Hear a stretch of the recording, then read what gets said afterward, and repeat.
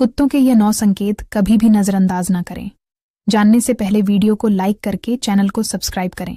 Number 1, सुबह से कुत्ते को रोते देखना, शुभ कार्य रुकना। नंबर 2, शमशान से कुत्ता साथ आना, मृत्यु समीप होना। नंबर 3, बाहर जाते समय कुत्ते का भौंकना, विपत्ति में फंसना। नंबर 4, किसी को देखकर बार बार भौंकना, बीमार पड़ना। नंबर 5, दरवाजे पर कुत्ते का रोना, अनिष्ट होना। नंबर 6, कुत्ते का पंजे से दीवार खोदना, चोरी होना। नंबर 7, प्यार करते हुए कुत्ते को देखना, अशुभ होना। नंबर 8, कुत्ते का उल्टी करना, अनहोनी होना।